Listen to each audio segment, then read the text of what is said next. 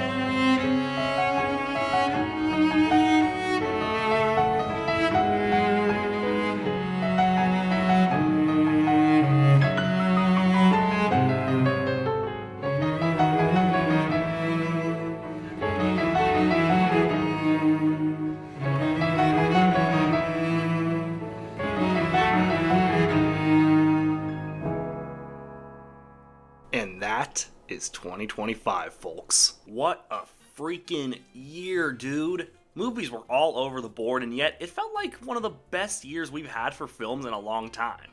Or since 2023, I don't know. Next to 2023, this is easily the top year of the 2020s in the film margin. This year had loads of shit going on. Definitely the year of creativity. I like how many original films came out this year. Not too many sequels or remakes. Even if it sucks, the film was original, which is always appreciated. Now, this year had garbage too, but I do give credit this year had such fun garbage. There were multiple films this year I just had to laugh at with how bad they were. The way this video will be broken up is into star rankings I have on Letterboxd. Half star, 1 star, 1.5 star, 2, 2.5, 3, 3.5, 4, and then 4.5, the best of the year. And I usually don't do this, but it seems like it works better, so if you guys like this kind of content, please consider subscribing if you're not already. Alright, let's just do War of the Worlds with Ice Cube. It's you! It's you! Why you do this to me? Why you do this to me, man? Yeah, I can't even bother to write about how it's actually an honor to be my worst film, blah, blah, blah. It's War of the Worlds with Ice Cube. Out of all 111 movies I saw this year, War of the Worlds with Ice Cube was just so phenomenally bad. As that title would suggest, this is an adaptation of the classic H.G. Wells novel about aliens invading our world and wiping out humanity. I mean, that seems easy enough. This one just features Ice Cube, a rapper who I guess is a good enough actor. And it's not like this would be the only serious movie he was in. Serious enough, at least. Yeah, that's the big deal here with Ice Cube in general. His whole deal in acting is that he's usually used for comedic purposes. So when you consider that and the idea that this movie was supposed to be taken seriously, let's just say... My God. Get out of there! Go! I see no other option to initiate this War of the Worlds to save us all. First problem, Ice Cube's performance in this is unreal, bro. He is not giving a single damn about the film he's in. He just wants that paycheck. And you might have noticed on that note that the film has a similar approach to that of thriller films Searching and Missing. And now I see the value of God smiting us. Make no mistake, Searching and Missing are great films, but those films in War of the Worlds are two different f***ing things. Such, the approach just seems lazy and rushed, which, give credit, this was filmed during COVID, but if that really was the excuse we got, why release it at all? The acting is all horrible and literally phoned in. Shite! They really try to play it up like this big epic action film, but how do you do that from FaceTime? There's a scene where Roderick from Diary of a Wimpy Kid starts telling Ice Cube how they can shut down the alien tripods, and guess how he describes it? No, seriously, guess. You can't. He claims he needs to use the Amazon remote delivery drone to get the USB to Ice Cube. Now is a good time to mention Amazon's involvement, as it's very clear with this natural part of the story that definitely doesn't feel like a half-assed promotion for a tool I don't even understand. So someone pilots the drone to deliver it, and then what the f is the point of the drone? Why can't they just, okay. My summary is that Amazon sucks, so with that said, let's also mention the lack of aliens in this. You know, the War of the Worlds. The aliens seem like an inconvenience, just like that scene where Ice Cube finds out that the biggest internet terrorist of the last 20 years happens to be his own son. Sure hope my favorite celebrity isn't on the Epstein files. It's poo! It's poo! That's what I call this, an inconvenience, and a big one at that. It doesn't feel like anyone who worked on it wanted it to be any form of good. They didn't care. And how could you with such a dumb concept? Ice Cube in War of the Worlds featuring the cinematographer of Missing. At least with Searching and Missing, it made sense to have the cinematography be done in Microsoft Teams. Here, it seems like a lazy way to make a post-it note on the desk of an Amazon intern come true. What if Ice Cube was in War of the Worlds? That is what this film comes down to, and it doesn't do it in any form of right. You could have made this a modern day Anaconda, a way for new audiences to find Ice Cube in the acting limelight the way they found Anaconda in the 90s. But instead, people remember him in this for a different reason. So the other film I gave a half star was Hurry Up Tomorrow. Yeah, I mentioned this in my May review, and let's just say, the only reason it's not the worst is as a whole package, War of the Worlds is just a worse movie, but that doesn't mean this movie is good. Being a companion film to The Weeknd's recent album of the same name, by that logic, this film should have everything it needs. Weird visuals, over-the-top acting, crazy incidents that feel like they should match The Weeknd's music, but they don't. The entire film is convoluted. Almost every scene just feels weird for the sake of being weird, and doesn't add anything to the film at all. And yeah, this was the year of absolutely dog shit musicians acting, as we got Ice Cube, obviously, but I think Ice Cube's issue was he underreacted. Abel here? Shut the up! Shut the up! Shut up! Dude, I'm not kidding. The Weeknd's acting is equivalent to that old video of the kid saying to get out of his room he's playing Minecraft. That is the sum up of Abel to test it. The one thing I can give is that Jenna Ortega is almost trying too hard for the writing she's given. Also, I can kind of respect that this might just be an excuse for Abel to have a relationship with Jenna Ortega. It's kind of like Quentin Tarantino writing himself a character in Pulp Fiction just so he can say the N-word to Samuel L. Jackson. Like, yeah, it's unethical, but there's gotta be some kind of dedication to it. Otherwise, the only dedication this film has is the dedication to make me hate this f***ing album even more. And now we're at the 1 stars, the films that are still pretty bad, but I give they each have at least one positive thing about it. With that, we start off rough with The Unbreakable Boy. I've mentioned my issues with Hollywood attempting autism and other serious topics in nature, and Unbreakable Boy, no joke, might be one of the worst attempts at it. The film follows a young boy who has brittle bone disease and autism who transforms to the ones he loves with joy and happiness, and Zachary Levi is in this, so I don't buy f***ing anything you're about to tell me. Yeah, the film for some reason pivots its focus a lot onto the dad played by Zachary Levi, and no, it never works because Levi doesn't give a good enough performance to convey emotion or empathy. And yeah, they really don't handle autism well. I've been around people with autism before, and trust me, they don't just act like this, at least the people I've been around. I'm not knocking the kid's acting, he's clearly trying, but it's clear they just don't know how to write him in the right fashion. And it doesn't even matter because once again, a good portion of the film doesn't even focus on, the unbreakable boy himself. Instead, it focuses on the unbearable man-child, Zachary Levi. And such, we focus on him and his struggles with alcohol and trying to get sober and how his son helped him get there, and man, that's a nice story and it's based on true events, but this film doesn't do it any justice. But I did just say each of these 1 out of 5 films had at least something about them I liked, so here it is.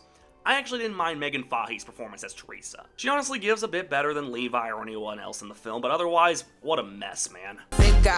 A relationship I don't buy in the slightest, characters that range from borderline personality genocide or just forgettable, romance themes that work on paper but not in film. This is a Colleen Hoover joint, isn't it? Ladies and gentlemen, romantic suicide. Regretting You is yet another pretty bad adaptation of a writer I know can make great books, but considering we have now 2 adaptations of her work, and to my knowledge, fans of hers don't even like either of them. But it seems Regretting You is infinitely worse than It Ends With Us, and yeah, as an outsider to her work, I'll just say, it's really bad. The film follows a daughter and mother grappling with the passing of close family after an accident, and they don't get along that great, and it's played up to be believable, but somehow comes off as shallow as, well, the performances in all of these films I've talked about so far. Almost every actor feels uninterested. The acting especially is a tough sell, as every actor just doesn't bring anything to the table. The story is painfully slow, as you know every beat that's gonna happen. So why put this over Unbreakable Boy? Well, I give credit, there's nothing in it that offends a community. Like, Unbreakable Boy would obviously offend the autism community, but otherwise, bad acting and an unfathomable romance makes Regretting You an easy bottom film of the year for me. Maybe this is a regular thing with Colleen Hoover's writing, maybe it's just a coincidence, I don't know. But hey, we're getting another adaptation of her work in March, Reminders of Him. Let's take a look at the trailer. Do you know how to wash dishes? 7 years experience. Okay. Not gonna ask you to expand on that. That's what I get for believing in Colleen Hoover. Big God. Jeez, kinda surprised this is the first Netflix film. The Electric State seemed like a cool book to adapt on paper, but whether it was an executive meddling or that good old-fashioned Netflix writing or whatever, it just didn't work. Chris Pratt's hair is atrocious. I don't care if he has to sit in a chair for his next movie, just never give him that hair again. Hey, I was joking. The effects at least look nice, but even that's an insult, as a lot of funny people are in this to voice these mascot-type characters, and yet they're given nothing funny to say. Poor Ke Huy Quan gives it his all, and he's one of the only redeeming factors in this. Otherwise, a forgettable and uninteresting Netflix film that seems to have missed the point of its source material. Big God. Amy Schumer, pass! Kinda pregnant. Amy Schumer pretends to be a pregnant woman to get all the perks and none of the pain. It's funny because making fun of pregnant women will always be funny in 2025. To be fair, Schumer's comedy style is specifically made for people who call pregnant women fat, so I don't know, this checks out. I like to ignore that Amy Schumer exists, so let's just move on. Big God. Oh, finally, an animated movie. My community can finally give a damn about this video. Smurfs, my worst animated film of 2025. There are a lot of issues with this film, but let's sum it up as another bad Smurfs movie that doesn't need to be a Smurfs movie. It follows the Smurfs after Papa gets captured. Haven't seen that before. So Smurfette, voiced by a musician who doesn't fit her at all, gee, haven't heard that one before, teams up with all the other Smurfs to go save him by going to the real world. Gee, haven't fucking heard that one before. The problem with this story is actually the least of our worries. Yes, it's incredibly boring and has nothing going for it, but I gotta give some credit, it's actually the least bad thing in this. Rihanna voices Smurfette. We gotta rescue Papa. I wanna dance in the dark and never stop. I'd actually rather be watching home. Doesn't fit her at all. How is Demi Lovato the best voice actress for Smurfette in a Smurfs movie? Make that shit make sense. It's Smurfette! I don't know. There's a character named Joel who's the assistant to the villain who isn't Gargamel, but Gargamel's brother, because we're now trying to be unique despite 90% of this just being the Raja Gosnell films. Joel says the most millennial shit I've ever heard. The animation exists, I guess. It's not all that bad, it's just kind of okay. It's clearly taken a lot from Spider-Verse, and give credit, most animated films nowadays do. It's bad, it's really freaking bad. By the way, James Corden's the main character. Yeah, I'm going on. The fact that I went into an empty-ass theater shows exactly why this film can go Smurf itself. Big God. I know some people will be surprised this is so high, but make no mistake, Snow White 2025 is horrible. But looking back, I do agree that the films below it all made me feel a lot angrier and a lot more emotional about how bad they were. Snow White is bad, obviously, but we're getting to the films I don't really get emotional about. The film is sorta Snow White, with Rachel Zegler playing the titular princess. In this one, she actually goes out of her way to save herself and not need a prince to come save her. Weird, yeah. Zegler obviously let her political views and thoughts on the source material hurt the film, as the film bombed notably at the box office. And through all of that, I'll actually give Zegler, in my opinion, isn't even the worst part. She's not that bad, and I give credit, her singing voice isn't bad at all. But make no mistake, she's not great. Just like Gal Gadot as the evil queen. Oh my god. What a fucking mess of a performance. Gadot is already not that great an actor, but this can be the top of her resume of bad performances. What sucks is in the beginning, I was tricked into thinking she might not be that bad, as for the first quarter, she's not that bad. But then the scene with the magic mirror happens, and from there... No!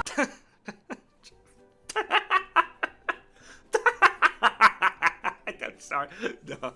And don't get me started on the CG dwarves. Thanks, Peter Dinklage. It's a mess, and it definitely is closer to the bottom of the Disney remakes. So why don't I hate it, loathe it like other people do? Well, I'll just go ahead and say I'm not that emotionally attached to the original film. I recognize its importance in animation history, but while this remake sucks, I can't say it ruins the original for me, as I didn't have an emotional attachment to it. Films like Mulan 2020, Lion King 2019, another remake from this year we'll talk about, I feel angrier at it because I loved the original films. This one's bad, but just as a bad movie to me, not just a bad remake. Still bad, but just bad in my mind. Big God. The only film I gave a 1.5 out of 5 was The Pickup.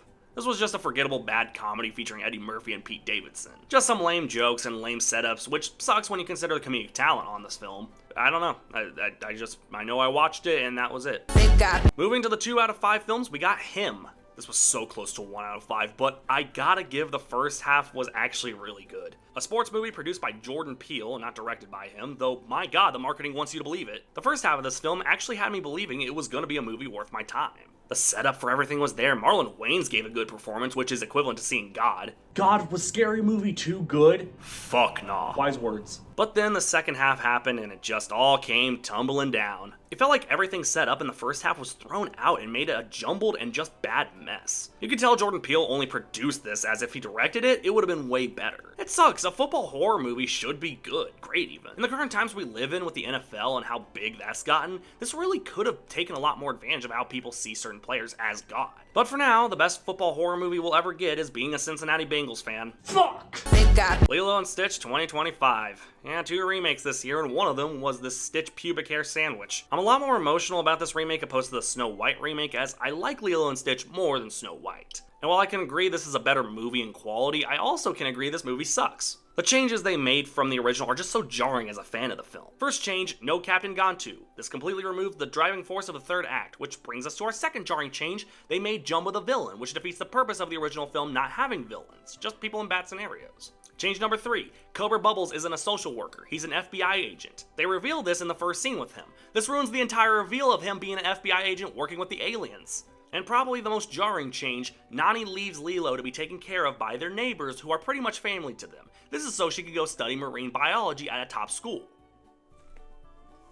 She lives in Hawaii! What is the point of her going to a different school for marine biology when she lives in a state often associated with heavy marine life? You bitch! You just betrayed the entire message of Obama. What about Obama? Obama means family. Family means fuck you. I'm gonna go, oh god. Man, I want to study marine biology at a school in Nebraska of some shit. This is the one change I just can't come back from. It completely ruins the message of the original film on another level. Without a doubt, Lilo and Stitch might not be worse than Snow White 2025, but it certainly is an abysmal remake. Big God. Oh my god, I still have 100 films. Sneaks, goddammit.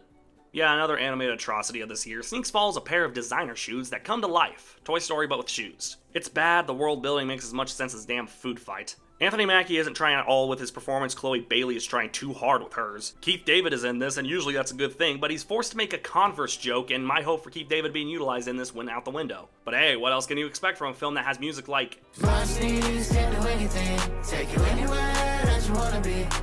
God. Uh-oh, I'm starting to get sick of Jack Black. Yeah, in the same year he almost won us back with Minecraft, he said, fuck it. Anaconda is a horrendously mismanaged flick that has a good idea behind it. Jack Black and Paul Rudd want to reboot Anaconda. But the minute Jack Black started talking, I just knew it was gonna be like every movie he's been in this decade. He's gonna be super goofy and everything is gonna be bodacious, and dude, it's not funny anymore. When he did it in Minecraft, I think people knew he was gonna be ridiculous and hard to watch, and that was kind of the point. Here, it's not the same. It's a way less serious version of Peter Jackson's King Kong. On top of that, the film has serious tonal issues. It flips on a dime of whether it wants to be heartfelt or trying to be funny or trying to be scary, and it got so old. A good example of how this film doesn't work is with Paul Rudd's character. Rudd is a talented guy, but it seems he represents the film's hilarious tonal shifts in the worst ways. He feels lost amongst Black's bullshit. Steve Zahn at least got a few laughs. It's nice to see him in something again. I knew that movie had Anaconda in it! And everybody was trying to make me feel like I was losing my mind. But man, it's a tough watch. Weirdly, it had similar editing to that of a Minecraft movie, and yeah, I didn't really care for that one's editing either. Otherwise, rough. Big God. Mark Wahlberg. Oh man, I forgot I watched this, but seeing that title, it all comes back to me. Flight Risk is a stupid movie, following stupid people, doing stupid things to stupid survive. Mark Wahlberg is the only reason to see this. Let that be the only time you'll ever hear me say that. Big God. Yeah, I'm starting to get to the more forgettable movies, as we have Cleaner, an action film starring Daisy Ridley, and that is all you need to know about this. I guess it doesn't have anything that notably bad in it, but I can't remember a damn thing about it, which is usually a sign that's bad. Big God. Brideheart is a film I recognize isn't for me, and that's okay. A chick flick following Rebel Wilson as a bridesmaid turning secret agent. It's stupid, but it's forgettable stupid. Big God. A Working Man with Jason Statham. That's it. That's all I gotta say. Man, I can't wait for his next film, Shelter. I was fucking joking! Big God. Hi, I'm a Five Nights at Freddy's fan, and this movie sucks. Yeah, let's not get it twisted here, folks. Five Nights at Freddy's 2 as a movie is fucking horrible.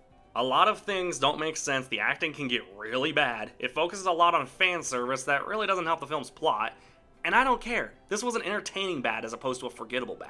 The animatronics are still cool. Josh Hutcherson really needs to hit that post in the third film, I swear. For the 3 scenes he's in, Matthew Lillard does give it all and also got one of the biggest laughs in the film. Toy Chica being voiced by Megan Fox feels like a decision they made on purpose. Toy Bonnie is voiced by Matt Pat himself, and I give credit, he didn't do his normal voice. They referenced the beatbox meme and that was peak.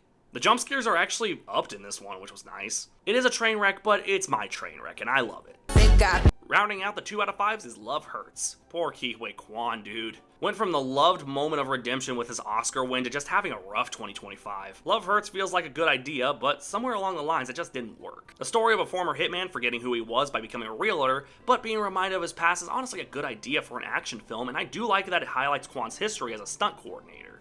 But it just sadly doesn't have anything that new about it. I guess I can say it's just forgettable as opposed to something like The Electric State, which was bad. Hopefully Zootopia 2 is his push towards better projects. And now we're at the 2.5 out of 5 films, the slight climbing quality, just mostly boring films that didn't leave much of an impact. Coming closest to a 2 out of 5, however, is Fixed. I'm sorry, y'all, even looking back, I didn't care for Genndy Tartakovsky's passion project. You made Samurai Jack, bro. So foolish, Samurai! You have bested me in a game of Connect Aku. What is it you seek? I want to make dogs fuck. This is an entire film dedicated to doggy sex. And yeah, it's just not my thing. The 2D hand-drawn style is always nice to see. Sometimes the animation makes what wouldn't be a funny joke into a decent chuckle. Sadly though, the rest of the film just ain't my thing, dude.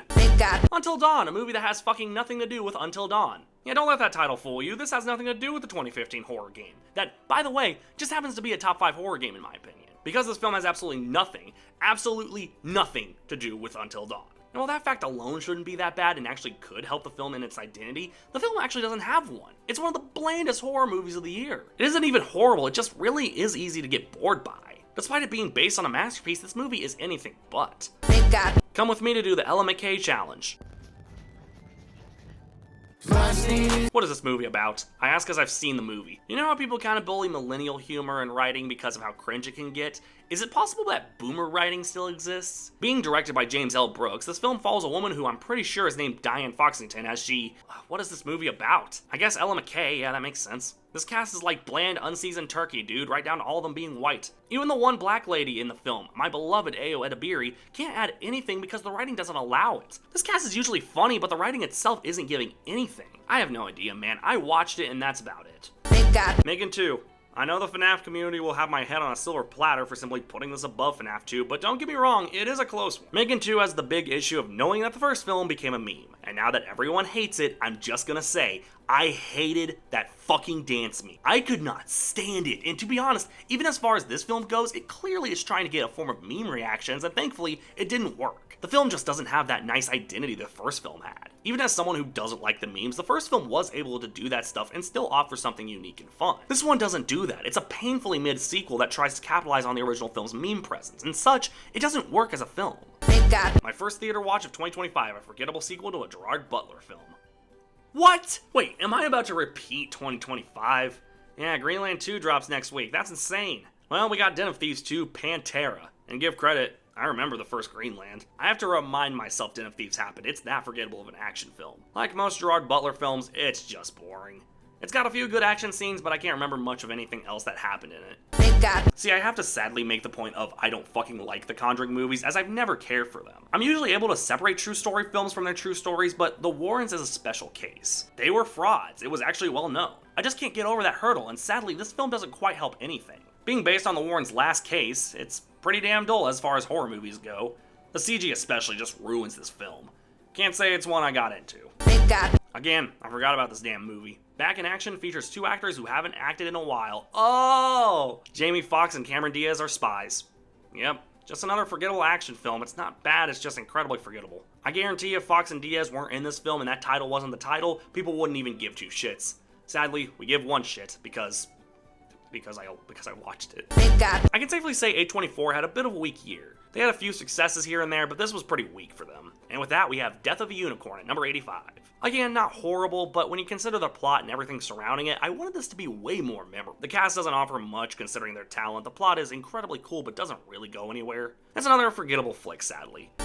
Shawn Mendes mentioned. I know I can treat you better. Did anyone give a fuck if I Know What You Did Last Summer came back? Look at these reviews, there's just no way anybody actually wanted these movies back. It's funny, because 2 months before this movie dropped, a legacy sequel to another horror franchise I didn't really think people wanted back, but people and myself ended up loving dropped. It gave me some hope this film would leave some kind of impact, but it didn't. It's just a bad legacy sequel. It's kind of on the same level, maybe just a little lesser to Scream 5 for me. It's not like the worst horror movie out there, but you see what it's trying to do. You see Jennifer Love Hewitt and Freddie Prinze Jr. on the front of the poster, and you definitely can see it's supposed to be catering to the fans, and I'm gonna be honest, at least with Scream 5 or Final Destination Bloodlines, there's an audience for those franchises. People wanted to see them back. This franchise has cult classic status if it's lucky, and sadly, the film isn't trying to set anything else up other than disappointment. I don't know, y'all, I obviously didn't care for this one, but if you do like this franchise, maybe it'll be up your alley. They got So I mentioned a few months back, slashers are a really tough sell for horror movies nowadays. They've definitely died out and such, you need something to help your slasher stand out. Something like In a Violent Nature, while not a great movie, understands how to make the genre interesting. Hard Eyes doesn't do it that much, but I do give credit we're getting to at least okay territory. It's a slasher about a guy who kills couples on Valentine's Day. And give credit, that's how I feel about all those sappy Instagram posts I get every February 14th. But sadly, outside of some of the kills being fun to watch and the design of the damn killer, it doesn't really offer much. I guess I can fully say I'm finally getting the films I actually can talk about with some love behind my words. With that, let's move on. they got Yeah, kind of forgot about this movie to be honest. A Big, Bold, Beautiful Journey follows Colin Farrell and Margot Robbie going on the title of the movie. It's a very forgettable flick despite the trailer seeming like it was going to go somewhere, like a beautiful look into both of these pasts bringing them together. It's made very clear this couple doesn't work. Farrell's afraid of commitment, he fumbles Margot Robbie. In order to have a concussion, you need a brain. Chill. A lot of the big emotional moments don't really work. I don't buy Farrell and Robbie's relationship at all. It sucks because the guy who directed this directed After Yang, which was a really tough film emotionally. So I'm convinced he can make these kind of emotional, distraught films work, but this one just didn't. they got Okay, so I was originally going to approach Spinal Tap 2 with a lot of cynicism and anger and sarcasm, and yeah, unfortunately, if you guys don't know, the legendary director behind this movie and so many others, Rob Reiner, was murdered last month, and instead of tearing this film apart, which wasn't even fair, I want to give some kind of tribute to a guy who didn't really make a movie in my top 10, but I see the appeal of his movies, and I think I can really see it clear now that he's gone. I don't see the reasoning behind a Spinal Tap 2, it really wasn't as funny as I was hoping it would be. I like the original Spinal Tap, but it's clear this wasn't the right legacy sequel. But either way, I really do hope recent events help people go back and see what made Reiner's film so special to them. they got I'm not kidding, before I even wrote this script, I could not for the life of me remember what the hell Fight or Flight was. I initially thought it was one of those Netflix films that I just up and forgot, but I looked it up and oh yeah, it's the film with Josh Hartnett acting crazy. What? No, that one, he was acting normal in that one, totally. It's an action film where Josh Hartnett beats the people up on a plane. It's pretty by the numbers, but otherwise alright. they got You know when you're just on a regular everyday walk enjoying life and you remember something cringe you did years ago? Ooh, I be cringe. Thank God that wasn't years ago, that was in April. A Minecraft movie is such a weird film. You pretty much know it's not going to be a good film by the time you see the trailer, but it's just a beyond weird flick that just can only exist with the people who helped make it. It's a film where story doesn't matter, Jack Black just says random shit from the game. It's annoying, it's beyond stupid, certain things don't make sense. Why this wasn't an animated film is beyond my knowledge. Chicken Jockey, it's like dangling keys. Jack Black especially is either your favorite or least favorite thing in the movie, and there is no in between. Jason Momoa for once gets some good laughs. The humor is very weird, and in a way it works for the film because it's a weird world. The one thing that doesn't work, and I just don't think it ever could have worked, were the two main kid characters. And Danielle Brooks, yeah, I don't know why she was there. It's like the main focus was Jack Black and Jason Momoa, despite the film trying to be about the kids. It's an entertaining kind of bad, and it's an entertaining bad that only works with this film. I know it's a bit rough to put this above so many other films, but I really don't give a fuck. they got We've now reached the 3 out of 5s, the film I don't have an emotional attachment to either way.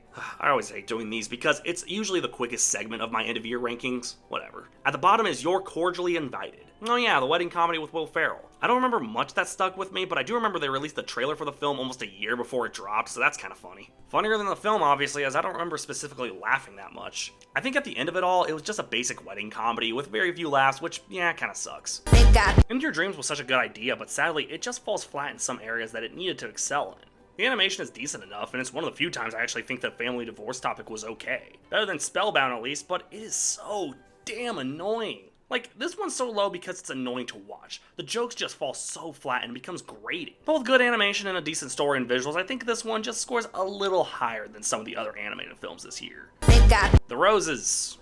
Yep. A remake of War of the Roses featuring Benedict Cumberbatch and Olivia Colman. I mentioned how the two didn't really work off each other well, and while that's supposedly the point, it didn't really work to the film's advantage. The side cast actually was the highlight. Otherwise, I got nothing. they got Oh my god, I finally watched this damn movie. Ever since my assemblage video, I had a few people asking me if I was going to watch Stitchhead. Was I going to finally see if assemblage could score a win? Well, in my 2 weeks off, I finally did, and I mean, it's better than the other assemblage films, but I don't think that really means it's good. I think the animation at least looks nice. I've never read the book that it's based on, but I guess there's nothing that annoyed me, so hey, it's immediately better than anything else that this company put out.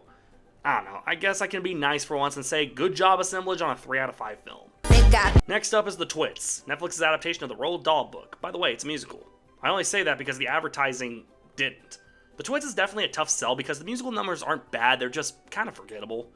The animation looks really good, and the designs are actually really good. It doesn't really make me mad, but it doesn't really stick with me either. Who the fuck was emotionally moved by Now You See Me? At its finest, Now You See Me was a unique enough heist film with a talented cast and some really cool illusions on screen. The second one was a total mess that added too many characters and scenarios and kind of steered away from what made the first so memorable. But now we got the title of the third movie that should have been the title of the second movie, Now You See Me, Now You Don't. Again, it's not horrible, it's just downright forgettable at its best. The cast does work, and they bring back Isla Fisher, who wasn't in the second movie. The new cast, looking back, wasn't as bad as I remember them being. Justice Smith is definitely a hit or miss actor for me, but I guess I don't remember him being awful like in something like Fallen Kingdom. Dominic Sessa is in this, and considering the only other film he was in this year was I'm Not Watching That Shit, I'll take it. But who's the girl I keep forgetting? No, it's not Tiny fucking Tina from the Borderlands movie. Wow, considering that would have been the immediate previous film I've seen her in, the fact that she didn't stick out like a sore thumb is a miracle. The high stuff is bland and the story doesn't really go anywhere that new, but I give credit. Lionsgate probably had to hold its staff hostage to figure out how to do this damn movie, so at the end of the day, it isn't the worst I've seen.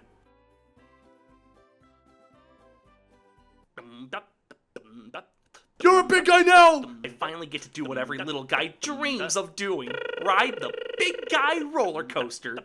Congratulations. Stop playing with him, Riot. Big guy. Big guy. Big guy. Big guy. SpongeBob big guy, pants okay. SpongeBob big guy, pants okay. When I wake up, I'm feeling my best. I bend over, I do my little stretch. Ain't no jellyfish, but I'm the catch. Feel like that fish, so I'm pumping my chest. I blow bubbles so big like Mrs. Puff. I'll be locked in like no, this isn't luck. Eating fancy like no, this isn't chum. With my bestie like everything fun. Big guy. Big guy. Big guy. Big guy. SpongeBob big guy, pants okay. SpongeBob big guy, pants okay. Big things about to happen today. I woke up feeling a brand new way. Facing the world in a brand new way. SpongeBob big guy, pants okay. Tight fit, square hips, doing my dance in my big guy pants. Back at the top of the list I am. All of my pearls, they came fresh out the clam. Big guy. Big guy. Big guy. Big guy. SpongeBob big guy, pants okay. SpongeBob big guy, pants okay. I'm sorry, I want to save my thoughts on this one. It's just... See, there was a good, bad, and meh of Legacy sequels this year. We haven't talked about the good. I Know What You Did Last Summer was the bad, and Karate Kid Legends is definitely the meh. This franchise has definitely had worse, but I can't say it tops the OG films or even the 2010 flick. Bringing together Jackie Chan from the 2010 film and Ralph Macchio, the OG Karate Kid, to train a new student is a good idea, and I can't say it does it bad, it just doesn't do anything that interesting. The karate choreography looks good, Jackie Chan gives a notably good performance. It's not bad, it's just not memorable. Again, sometimes I'd look at the names of these movies and completely forgot what the movie was. The Amateur is an espionage thriller with Rami Malek. It's boring but passable, clearly, as I completely forgot what it was. Plankton the movie might not be a top tier film, but it's definitely mid tier. When you consider the last Netflix SpongeBob movie, this definitely is better. It's a musical centered around Plankton. I always give the musical numbers actually were really good in this. It would have been easy to make them annoying, but they did put some serious effort in this one. Must have been the guys behind the SpongeBob musical. This kind of day could have been much better, but it keeps on trying. Oh yeah, the Bridget Jones movie that came out this year. Cool. Oh guys, look at the... I didn't get to talk about it when it first came out, so now here's Night of the Zoopocalypse. I remember seeing the trailer for this film a few times and saying that it looked good. But then hearing Clive Barker had something to do with it, and it even being a kid-friendly version of one of his books, I had to check it out. And while that's fine and dandy, I think the problem with this film is the same problem Paws of Fury had. It's inspired by something that arguably should have pushed it further. Being based on a Clive Barker book, I really wish that it pushed it just a little further. It's a fine flick, but it definitely is more kid-focused, and I guess I have to live with that.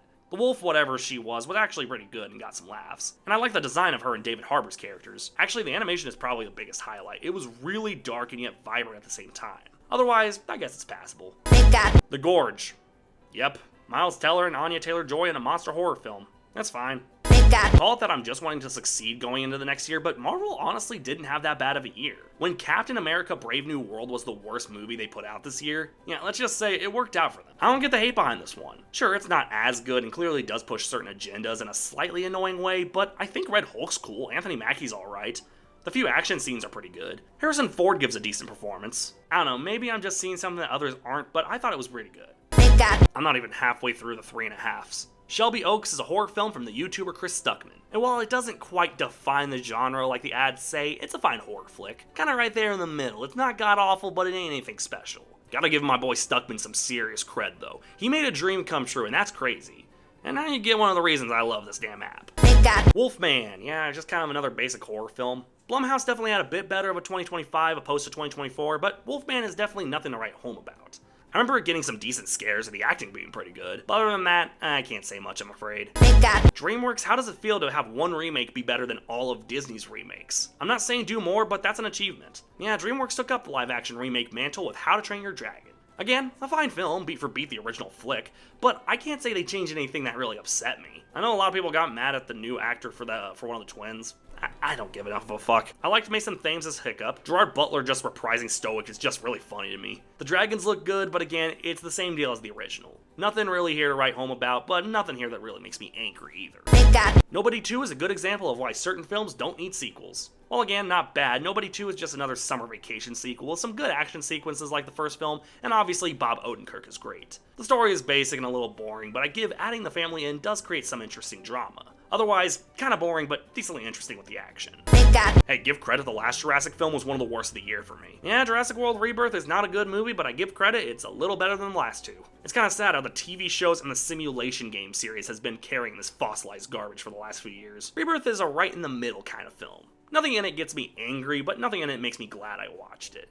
I give Scarlett Johansson and Mahershala Ali actually give some really good performances. The dinosaurs of course look good, dumb things happen because they have to. These dumb people have to be dumb for these smart dinosaurs, and outside of this really good scene with the family in the river, I can't think of any really good scenes that got me super intense. I'll give it's 100% better than Dominion for simply being about dinosaurs. That's what people want, and that's what people got. I may not have enjoyed it, but people did. That's what matters. Freakier Friday was a weird flick. On one hand, I can't say I liked the 2003 film enough to want a sequel, but this is a fun way to do it. It just takes the 2003 Freaky Friday and doubles it. The kids, Lindsay Lohan and Jamie Lee Curtis, switch places, and it's done in a very confusing way. But I will say I remember a few things I laughed at. I thought the vibe of it really worked.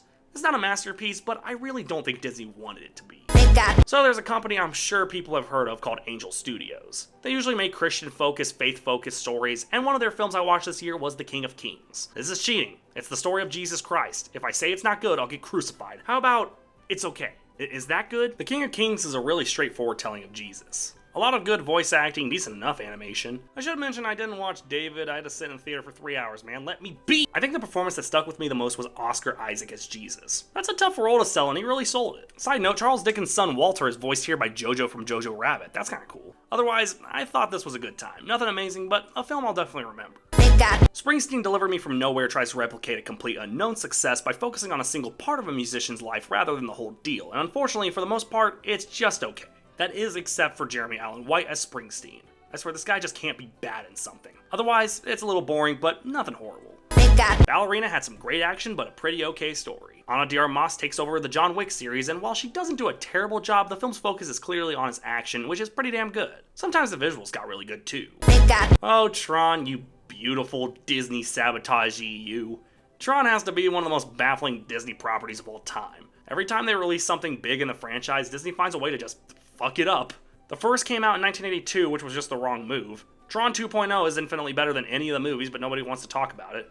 Missed video opportunity. Tron Legacy didn't have that great of advertising, despite being the best of the movies. Do not mention Uprising. I couldn't even finish Tron Catalyst. And now we got Jared Leto. Disney, do you like money? Tron Ares is anything but a bad movie. The effects look good, the music is phenomenal, 9 Inch Nails really lived up to the hype. But Jared Leto is not bad, but not good either. Greta Lee isn't that great, the villain is pretty overdone. The only thing I'll give is it was nice to see Jeff Bridges back. That was probably the coolest scene as it was a homage to the original film. I just can't say it's bad, it's got some obviously good things in it, but to say it's good is another lie. Eddington. What?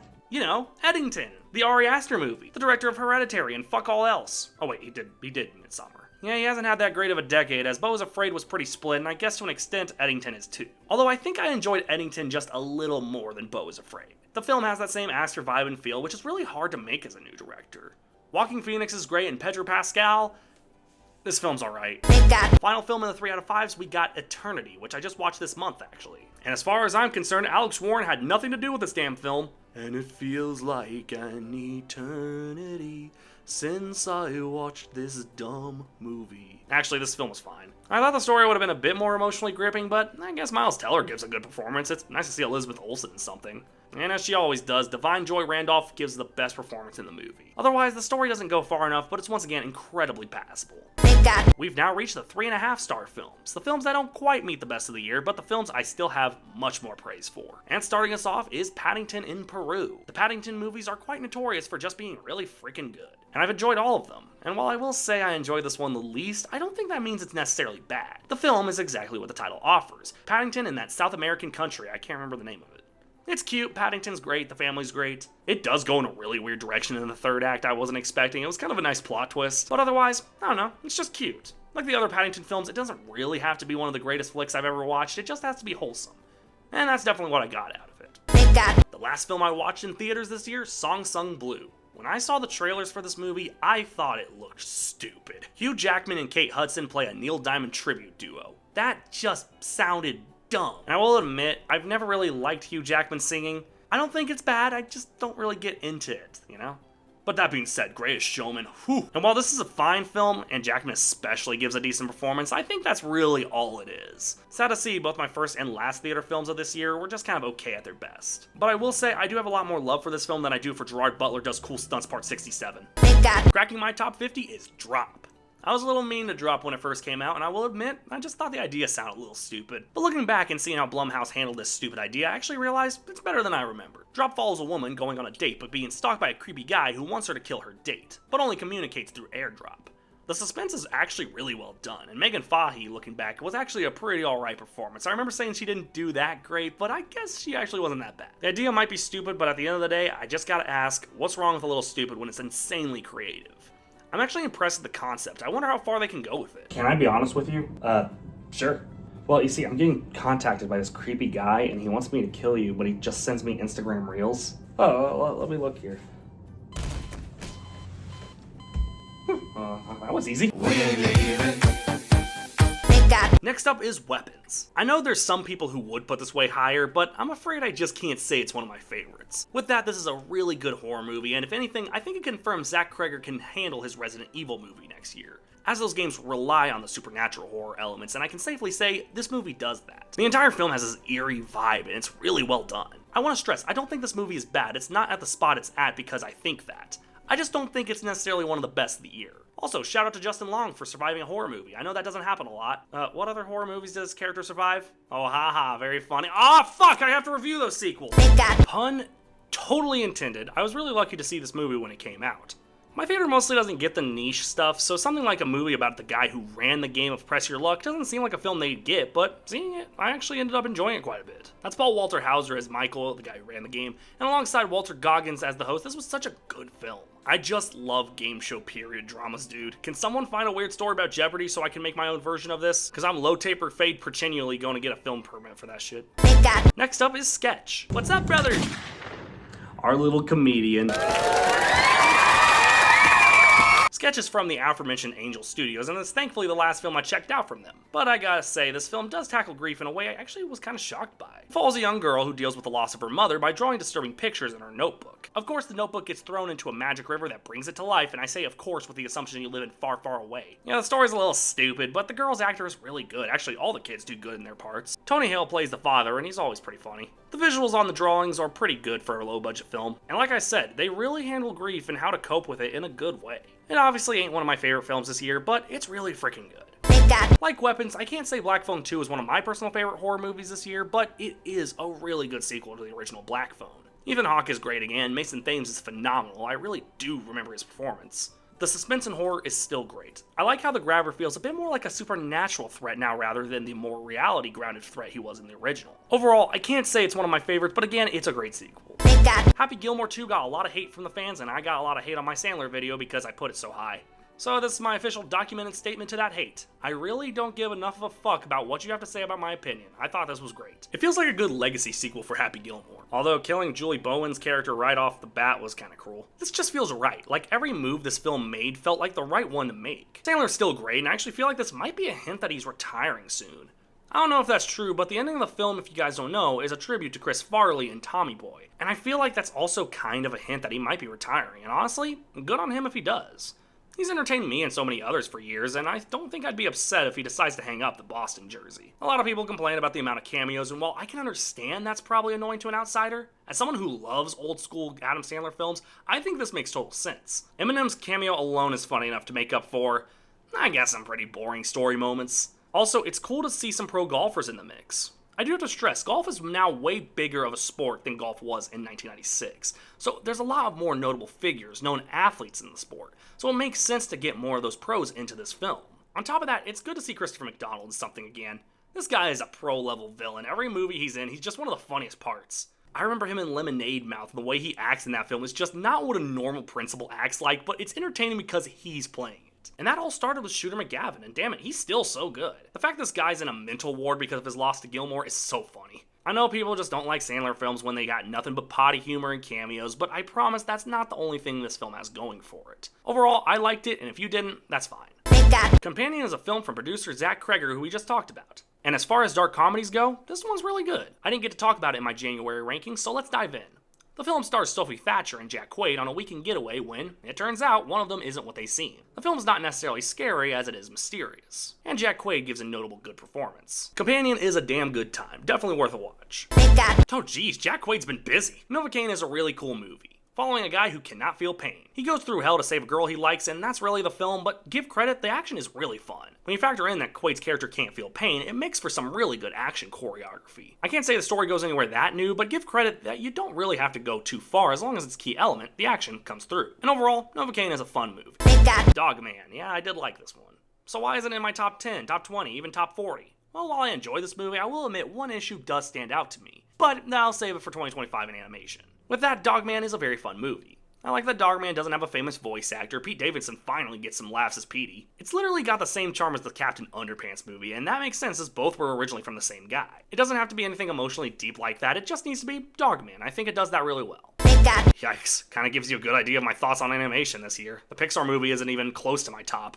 Elio is not a bad movie by any means, it's just a perfectly fine film. It's like Luca, it's not bad, it's just safe. Elio's a likable main character, the animation is really good. The visuals within this little alien community are so good, dude. The message is nice, the story is okay. Again, I'm keeping these a little shorter so they can be longer in 2025 in animation, but for now, Elio isn't a Pixar masterpiece, but it's good. I mentioned before that I like when famous people make biopics in funny ways, and Better Man is a funny way. A story about Robbie Williams, a musician no American knows about, but instead of him, he's a monkey. Yeah, that's the entire selling point of Better Man. It does work to make the film stand out. I'm not kidding, it's literally his life story as a monkey. That's pretty good. I can't say much on the story as I'm not familiar with Robbie Williams as a performer, or his life for that matter, but it's at least interesting. What's next? Stephen Curry's life as a goat? Oh! I think I was a little harsh to 28 Years Later when it came out, and I think my excuse was lame. I didn't really get hyped for the return of Danny Boyle's series, but looking back, this movie did deliver on what it promised. The apocalypse looks good, everyone brings their A-games. That guy had a massive willy knocker, dude. Not as massive as his, but we'll get to that. I don't know, it's a good movie. Almost a great one. Even though I think Wicked for Good is a slight downgrade from its predecessor, I don't think that necessarily means Wicked for Good is bad. The performances are still top-notch, especially Arrivo and Grande's. I'd say 3/4 of the songs are actually pretty good. The pacing is definitely rough, and I heard that's actually an issue with the stage show. The Tin Man scares me. My mom literally went to see this movie with my grandmother, and all she told me as a lifelong fan of Wizard of Oz is that my life is a lie. They do tie a lot into the Wizard of Oz, despite this being its own thing. They do have Dorothy in it, and while I get the idea of preserving Judy Garland's legacy by not showing her face, it is a little awkward how she's worked in. Also, Coleman Domingo voices the Cowardly Lion but doesn't have a song? Come on. He actually interrupted one of the good ones. Visually, it's great, the songs are pretty good, but not to the extent of the first one. Though Cynthia Erivo just keeps eating good. It's good. I just didn't love it like the last one. I definitely thought I was gonna like Caught Stealing a bit more than I did. With that, no way in hell is this a bad movie. From Darren Aronofsky, the big selling point with this film is definitely Austin Butler. Before this, I couldn't really name anything that he was in that I loved him in, not even Elvis, but with this, dear God, he's great. The story is also pretty good, and I will admit the second half, I genuinely didn't know what to expect. So it's not as high as I would want it to be given my love for Aronofsky's films, but I can't say it's bad either. One of the biggest surprises this year for me was definitely The Toxic Avenger. I mentioned I wasn't able to watch this when it first came out, but after checking it out, I almost gave it a 4. Hell, every film left in the 3.5 tier could basically be called a 4. They're that close. The Toxic Avenger is of course a remake of the 80s film, and as far as those go, a film that really doesn't need to exist, it really excelled on the body horror aspect. Yeah, surprisingly, the year after The Substance came out, there wasn't really any major body horror films other than this one. So I guess considering this is almost in my top 30, Toxic Avenger works in most of the areas it needs to. Except for the main character, yeah, when he isn't transformed, he isn't the most interesting. But on top of the effects that are so gory and so good, I guess Toxic Avenger was the surprise hit for me this year. The monkey, Jesus. The Monkey is what I call an absolutely beautiful train wreck. This is one of those movies where it doesn't really matter that the film is all over the place story-wise because it's so bizarre and out there, it weirdly works. An anthology of how this monkey connects to a bunch of crazy shit, the scares are just great in this. The horror element is the defining feature of the film. I'm ashamed about how many times this film scared me because a good 30% of it is so stupid. The acting is easily one of my favorite parts though. Everyone is just slightly off and it works. I can't say it's a perfect horror movie, but as I said, with the remainder of these 3.5-star films, they're so close to 4s that it's quite comical. Wes Anderson's film for the year, The Phoenician Scheme, is pretty much Wes Anderson saying, oh, you don't like that I use my style in all of my movies? I'm Wes fucking Anderson! The Phoenician Scheme is a Wes Anderson film through and true. Because of all that, I can't say it's one of his best, but it keeps to his style. We finally have Michael Cera in a Wes Anderson film doing whatever this god-awful accent is. The actors all do their Anderness. I don't know if there's a term for these people. It's weird, but what did you expect? People continue to critique Anderson as a filmmaker because every one of his movies looks and acts the same, but when you make movies like these, why would you try to change that?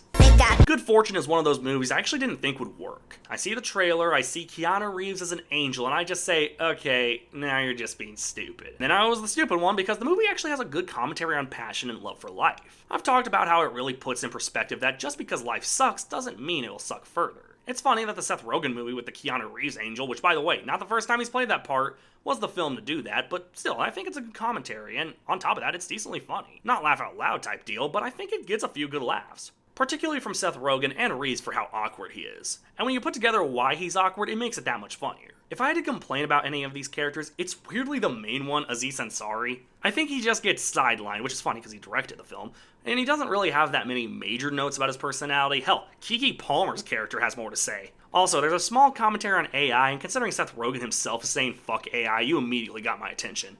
My final 3.5-star film was Frankenstein. I really wanted to give this a 4, really did, but I did find it just good in comparison to Del Toro's other films. Everyone's performances are good, the visuals are phenomenal. Guillermo del Toro is a visual storyteller more than a narrative, and that's perfectly okay. Honestly, this is a good movie. Damn it, almost a great movie. I just wish it stood out a bit more. On top of that, release it in theaters. What do I have to do to get that across? Some movies just need to come out in theaters. And now we arrive at the 4-star films, some of the best movies of the year, but not quite the tip of the iceberg. And starting us off just outside of the top 30 is One of Them Days. I'll quickly tell you the story behind this one. Keke Palmer and SZA have to get rent money. I'll say it again. Keke Palmer and SZA have to get rent money. That's a plot that honestly opens up a lot of doors for opportunity, and One of Them Days takes those opportunities. It's a funny film with SZA surprisingly being very funny. She's a decent performer, and in a year where these guys suck donkey ass, SZA definitely has potential. I want to see her in more comedies. But of course, Keke Palmer is a big highlight as well. Both of them actually get really good laughs, and most of the plot is pretty good. There's a part where they're fighting in the grass, and it's supposed to be this big breakup scene, but it's over in 2 minutes and right back to the bullshit. The film wouldn't work if it weren't these two. They bring out so much in terms of comedic energy and character dynamic. It's one of the funniest films this year, and it kicks off a killer tier of the list. Edgar Wright's worst movie, which just shows how talented Edgar Wright is. The Running Man definitely has issues, but I can't say that means it's a bad movie. Glenn Powell plays the Running Man who's being hunted down for 30 days in an attempt to win some serious buck for his family. All for this reality show that, well, let's just say, we aren't far off from it. Glenn Powell is easily the best and worst part. This is the movie I'm aware I'm kind of sick of seeing him everywhere. He's not quite Tom Holland or Timothée Chalamet level, but he's getting close. But it's not like he half-asses his performance. On top of that, they do good to make his scenario both believable and relatable. On top of that, I got really tensed up every time I knew his ass was gonna get discovered. Closest I've ever got to feeling that Vanoss hide-and-seek butt clench. It's not perfect, like Michael Cera's character is in it for little less than I thought he would be. And here's the thing, there's a scene where Cera stops his crazy grandmother, or whatever she is, from pressing a button that would alert the people hunting Ben.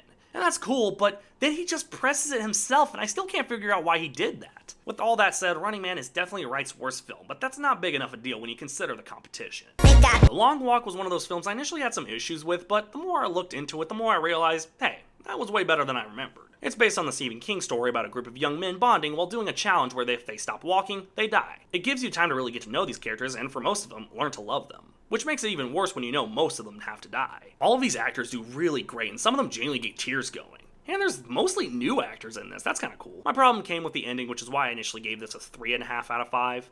But the more I thought about it, the rest is so good, I didn't really need a perfect ending. With that, it's still a great film regardless. There were 2 Predator films this year, and while this is the lesser of the 2, that's not saying much. Badlands is a great film that I didn't think I'd like that much. The film is definitely a unique take on Predator, actually being about one of them instead of being about hunting them. It follows a kind of outsider story where the main Predator needs to hunt this big creature that's claimed to be unkillable. He meets an android played by Ellie Fanning, and I'll admit, the minute I saw her, I knew she was going to be the big dividing factor. People would like her or just hate her. Other than that, I thought this film kicked ass. The action was really good. I do like the main character, probably more than the other characters looking back. I mean, that was a big weak spot. The effects look good, the action's good. I don't think Predator fans could ask for much more than one really good film. I usually don't include documentaries on these rankings because I really don't see a reason to. If it talks about the source material, what can I complain about? Well, not only does Not Just a Goof do that, it goes beyond that. A documentary on the making of a Goofy movie, that seems straightforward, but I'm not kidding. It is one of the most creative and unique ways to show just how much this movie meant to not only those who watched it, but those who made it. I love the little hand-drawn bits, them as Goofy characters, oh god. I love how they make Jeffrey Katzenballs look even dumber. Steve Martin as Goofy, what the fuck? You know how I said Better Man is a good way to make a biopic? This is a good way to make a documentary. Please go check this out, it's phenomenal. It's on Disney+, so please check it out. The end of the Mission Impossible series. It's always so weird to see movie franchises end when it started back when you were just in your dad's balls. Final Reckoning is sort of an annoying title when I saw Dead Reckoning Part 1, and they still haven't changed that title, but it's a pretty great finale. The acting, the suspense, the character drama, Simon Pegg, oh, I'm absolutely in love. But I do have one issue that I will admit is the issue everyone seems to have. It's 3 hours, and it could have gotten away with being 2. Okay, it's 2 hours and 50 minutes, but still. I would have preferred it just be 2 hours, with a good portion of the film being trimmed out. With that, it's still a great end to a great series, as long as you don't count 1 to 3. Those kind of suck. The top 25, I am so glad I'm almost done. The Day the Earth Blew Up. Call it that the Years in Animation series is my most popular, but I think I've started to really appreciate animation in a new light. With that, if fixes the wrong way to represent hand-drawn animation, The Day the Earth Blew Up is 100% the right way. A Looney Tunes movie about Porky and Daffy saving the world from aliens. It's super simple, but so is Looney Tunes, and it's hella funny. Not quite laugh out loud like consistently funny, but it got some good laughs. Daffy getting told to just stay still, and you know his ass ain't gonna stay still, but then he does something fucking comical. It's just great. That is what I love about hand-drawn animation. yes, you can still get slapstick comedy out of CG, but it's so much easier to get a laugh with hand-drawn, and I wish more films did it. Nothing else to say, and it's damn good. Roofman. Roofman. Roofman. Roofman. Roofman. Roofman Tatum, abs okay, oh dear god. A true story about a criminal who stayed in a Toys R Us and found love. Kirsten Dunst? When the hell did she come back? I haven't seen her since Spider-Man, trust. The cast in this one is really good. Channing Tatum's great, Dunst is fine. Peter Dinklage got some of the hardest laughs in the film. Alright, I forgive you for causing that nightmare. Again, not much I can add other than it being a good film. Jay Kelly is pure proof that Adam Sandler is overdue for an Oscar nomination. He doesn't have to win, he just let him get nominated. It's funny, Sandler gives such a good performance that Clooney, the damn main character, the title character if you will, doesn't even make a dent. I guess Clooney's not awful, but I mean it, Sandler does give a hell of a performance. Actually, now that I think about it, I can't really think of any other supporting actors this year that left an impact, so you get what you fucking deserve! The first movie I checked out in 2025 doesn't really count because it's in every way a 2024 movie. Too bad, Wallace and Gromit Vengeance Most Foul. Yeah, I really enjoyed this one, and to this day I haven't really disliked any Wallace and Gromit thing. They just might be the recipe for success. This one brings back the fearsome Feathers McGraw, a perfect crime of framing Wallace and Gromit for a theft. Also, I didn't even realize that's not Wallace's original voice actor. He actually passed away a while back, and I gotta say, this guy did really good. This is some footage of him doing the voice behind the scenes, and he does seem like a really good replacement. And he sounds just like him. Good grief! It's you! Again! The whole film is just perfect. Yet to see a bad Wallace and Gromit project. What the fuck is that? A Telltale game? Telltale made a Wallace and... Ooh, I got some research ahead of me.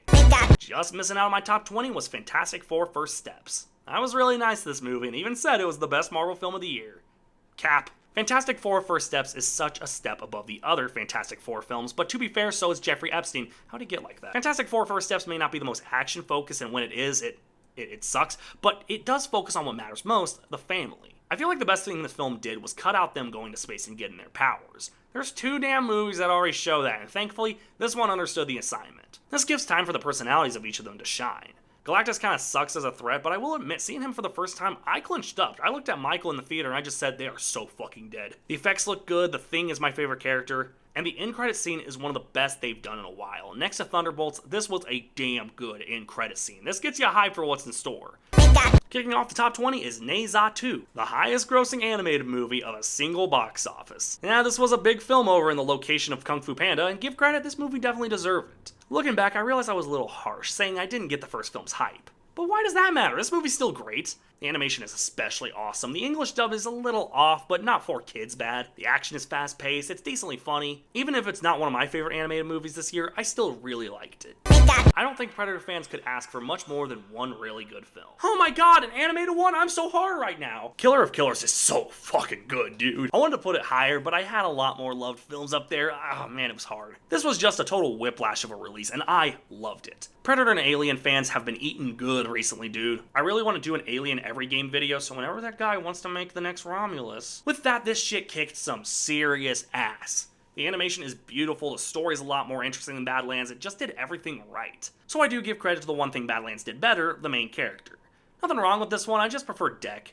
Other than that, I loved the hell out of this one. What a surprise. The Naked Gun is proof that the term comedy movies are dead is just not true, because this movie is one of the funniest damn films I've seen this decade. A remake of the old Leslie Nielsen films, The Naked Gun instead has Liam Neeson, and that immediately let me know this was going to be a good film. Not just because of the similar name, but a lot of the charm of Nielsen was his very serious demeanor when saying these stupid lines. And Neeson is also very good at doing that, which is why 99% of the humor here works. On top of that, it captures the spoof style so well, and I'm not talking scary movie or epic movie spoof, I'm talking OG Naked Gun. There's a whole part in the middle of the film where Neeson and Pamela Anderson's characters go to this winter house and they have a fun time, build a snowman, but then that snowman becomes sentient out of fucking nowhere, and the whole scene is just so stupid, but it works because that's just how spoof works. This movie understood spoof, and I really hope it succeeded enough to make more like it happen. Whether Scary Movie 6 is able to replicate it, it won't.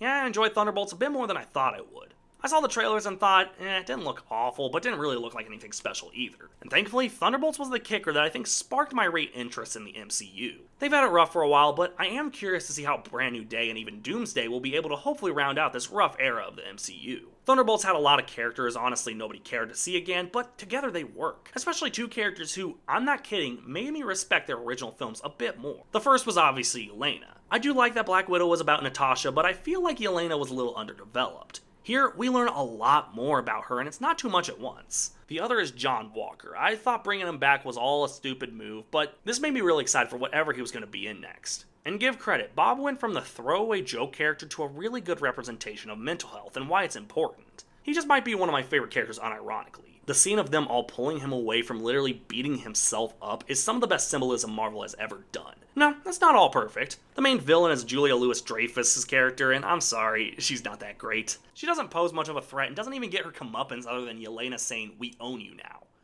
I want to see that bitch get punted to the sun. Ain't no owning you. Come on. Not my fault I want to see every corrupt politician get yeeted to Mars. I also think they made it too obvious Taskmaster wasn't going to be prominent. Other than that, Thunderbolts was a big surprise and I really enjoyed it. Way more than I expected. Oh boy, cue the "oh my god, he liked Avatar 3? Yeah, I did, but don't be annoying about it. A year or so after I released my 2022 film ranking, I got a comment saying the reason I didn't like Avatar 2 is because I don't go outside enough. Okay, whatever, I like this one. And somehow people are actually turning on it. I think this movie did the right things to get me interested. Despite it being 3 hours, and it didn't need to be, it introduced a new threat, and that was cool. It introduced a reason for me to want to see Stephen Lang's character again. That was cool. It created actually interesting family dynamics. That was cool. It made Jake an actually vulnerable character. That was cool. The effects weren't the only selling point. That was cool. The plot was actually interesting. I got a few good laughs out of the characters. I was interested because the film made me interested. I wasn't relying on the pretty colors or whatever. I was invested in what was going on. And now people are actually wanting to say it isn't a good movie. Okay, whatever. If this is the last one, I couldn't care less. But just know, I finally liked an Avatar thing. Good job, Fire and Ash. Good job. Wait, Ubisoft made an Avatar game? Oh, hell no. I know this is a bit high for some people, but I really, really liked Final Destination Bloodlines. I have a whole video talking about the franchise and its definite flaws, but Bloodlines is one of the most unexpected horror legacy sequels I've ever seen. It actually did something kinda new. It introduced the idea that because someone prevented death so long ago, and to so many people, now their bloodlines are being hunted by death. The kills are gruesome. CAT scan scene. Yeah, it made myself shudder. That whole scene that was teased in the first teaser with the tattoo parlor, it was a fake out death, and yet it had such meticulous planning to make it feel real. It's like the filmmakers saw all the flaws of the sequel and made something true Final Destination fans would love. It's not perfect, I'll say the main two characters don't get too much attention until the climax, but man, I loved it. Waiter, more gruesome deaths please, Final Destination 7 now! Yeah, the animated film from Netflix that took the world by storm. For the entire year now, I feel like people just can't stop talking about this film. There's a good chance this movie probably wins Best Animated Feature, and that's pretty crazy. Of course, it's about a K-pop girl group who, at night, become demon hunters. So what are they? Some kind of K-pop demon hunters? This film is just good. Corny, but good. The main Huntrix trio are obviously great, and their songs are catchy as hell. I'm not a big K-pop person, but let's just say Golden and How It's Done made my Spotify Wrapped, alongside some regrettable choices. George Bush doesn't care about the Han mood. The animation mixing CG with anime style sometimes isn't my favorite, but other times is pretty funny. Don't get me started on my beloved Ken Jeong. You are the only good part of Masked Singer, alongside the only reason I watch it. Wait, they got a corgi this season? This show is incredible! The songs are all great, not just Huntrix. My little soda pop. You're all I can think of. The story doesn't do that much new, but I give bad credit. This movie is way better than it has any right to be. Again, I'll be giving my full thoughts in 2025 in animation, so for now, let's just be patient. Mickey 17. I really enjoyed this one. I don't know. I thought it was funny. I thought the film was a creative take on the living with yourself kind of deal.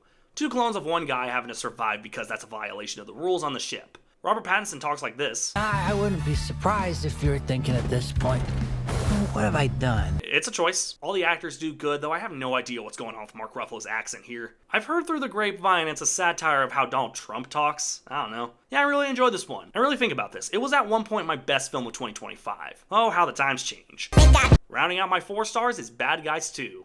Yeah, with how popular the franchise is with me, you'd think it would be in my top 10. And looking back, it almost was, but I admit some things didn't work while other things worked really well. The thing that worked for me the most is how they evolved the characters. I like that they gave the bad guys a new arc. I like that each of them had some time to shine. I love that Snake's into clapping birdie cheeks. It's a little weird even by my standards, but I'll accept it. Why is she in his mouth? I like that Wolf and Diane obviously flirting in the first film wasn't just flirting, it was leading to something bigger. And you cannot tell me they don't know their fans with how much Diane is in this. She is bad. That's my wife if you... God, I need to go to the club. Did somebody say club? Hey, Xander, it's me, Sean the Seal. Don't club me. Don't worry, Sean. I'm not gonna club you. Well, I guess that seals the deal. Well, Sean, I think you're gonna be a main character whether my audience likes it or fucking not. The villains are good. Honestly, the whole Snake Doom love is so funny that I almost forget about the other two. That's Danielle Brooks as Kitty Cat, and Danielle Brooks is very talented. I gotta say, she's not in it nearly enough. Though she does pose a really good threat. I also like that they don't retcon a lot of things. It would have been easy for them to do that, but they honestly keep true to what happens, and it does stay. Makes me wonder how Bad Guys 3 can work. Well, guys, this has truly been a Bad Guys 3 adventure. Wait, is that Xander from YouTube? Oh my god, I want to suck his... I'm stopping this shit right now. Let's just move on. Ooh, I be cringe. And now, ladies and gentlemen, the top 11 movies of 2025. Every movie from here on out is a 4.5-star film, the highest rating I give. And starting us off is the Chainsaw Man movie. I'm not going to try to say the subtitle, rather, I need to explain my recent history with anime. I've been experimenting with it a bit. Experimenting is a light word. I checked out a few that I'll talk about in my 2025 TV show ranking, but one that I'll admit I didn't really care for was Chainsaw Man. I didn't hate it, I actually really enjoyed it, but it didn't really pique my interest that much. But this movie is really freaking good. The animation is better than all of One Punch Man Season 3. Yeah, let's just say that's gonna be a fun one to talk about. It's just a damn good movie for Chainsaw Man. I enjoyed it. Next up is Fackham Hall. This movie has basically no eyes on it, and that's just a shame. You know how I just talked about Naked Gun being a great homage to old spoof movies? If Naked Gun is for today what, well, Naked Gun was back then, Fackham Hall is today what Airplane was back then. A film that's very focused on dialogue humor rather than slapstick. Not to say slapstick doesn't happen, but this film is fucking hilarious. The entire film is just a British airplane. It's got wordplay, visual gags, a whodunit out of absolutely nowhere, and Tom Felton. Good to see he's in something. There's this one scene where they introduce the murder detective. His name is Inspector Watt, like W-A-T-T. And you know for a fact it's gonna play on the Rush Hour IMU scene, but it is done in such a British fashion, and for once, that's not an insult. The cast brings so much energy to it, and almost every scene is genuinely laugh-out-loud funny. I even talked to an old couple after the movie, and I think we all agreed this was some old-school Leslie Nielsen humor. I know some will compare it to Monty Python, but I do believe this is more of a spoof movie, and I'm damn good at that. Just a really fun movie. Good job, British people, I'll give you this point. We went from DC being on bottom to DC being on top with only one film. Superman is such a good start to James Gunn's DCU. Off the bat, James Gunn understood what made Superman the character he is. I didn't hate the Zack Snyder Henry Cavill Superman, but it didn't really feel like that beautiful representation of just doing good for the sake of doing good. David Corenswet does phenomenally as Superman, literally getting the character down in one movie flat.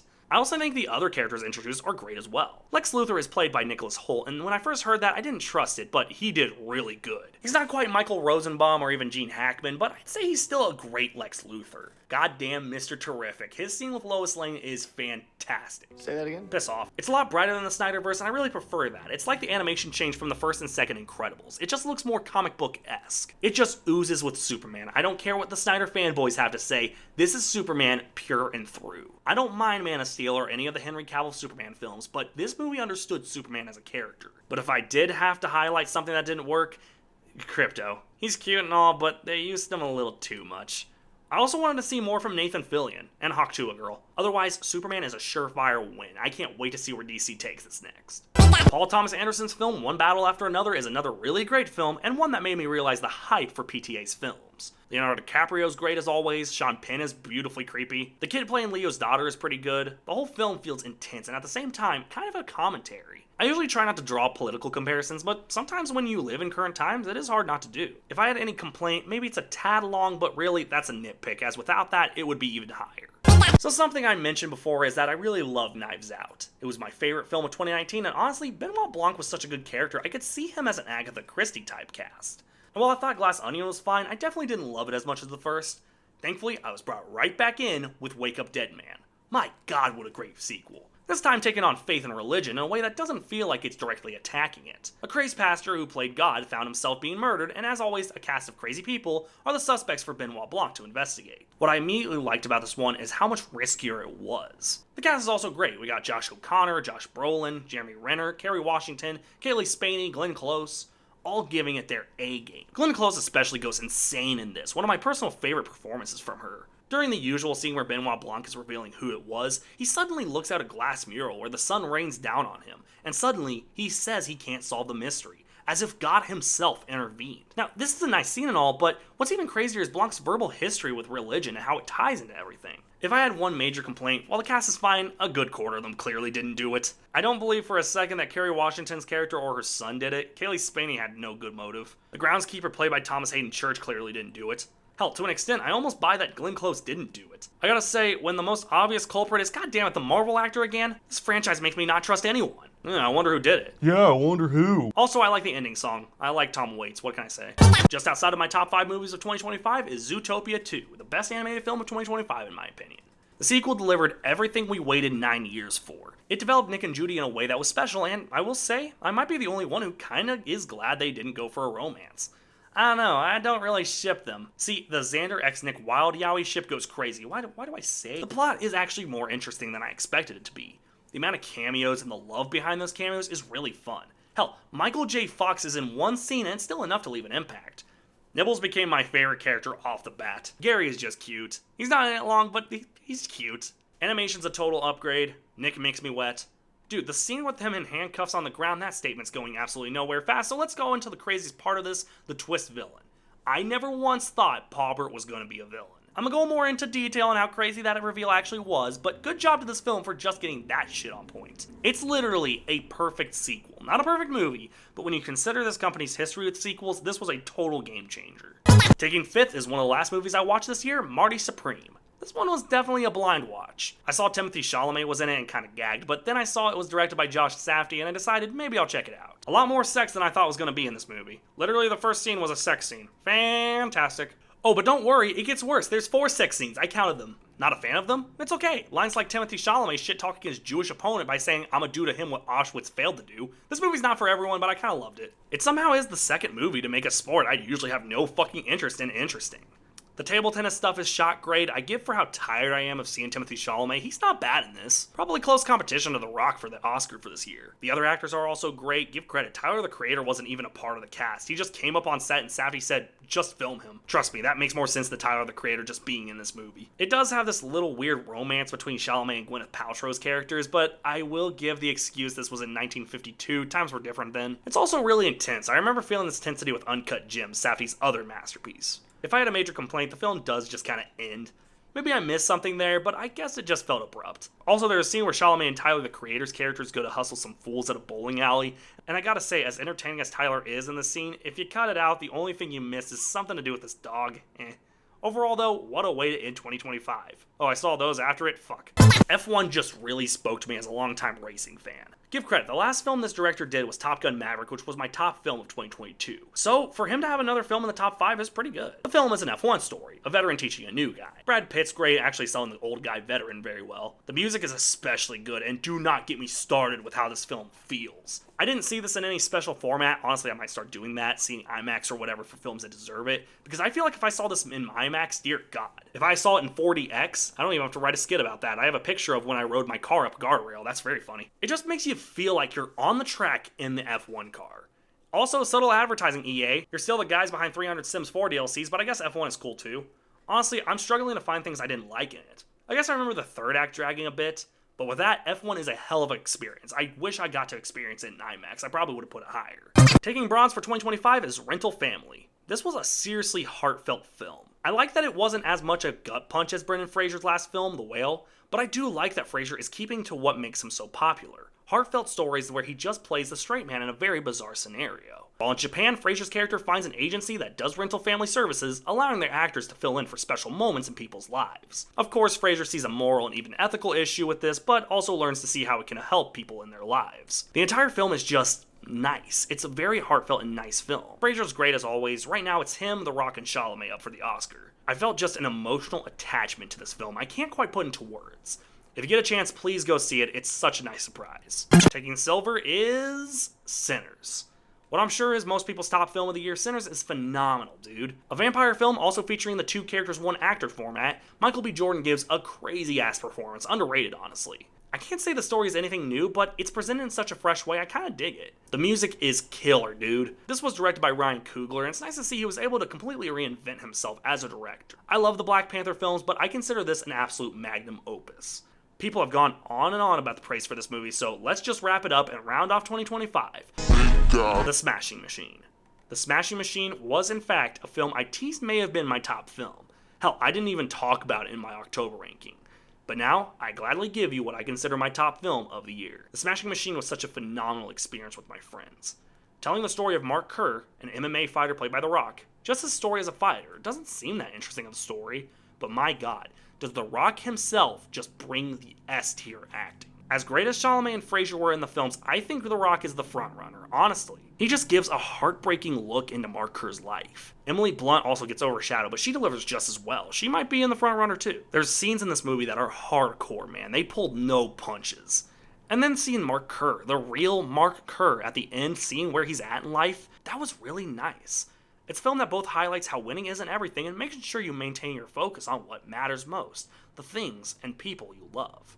The people that, no, fuck that, I'm not going emotional. I'm gonna end it here. My god, a long script. I'll see you next week for even more horseshit.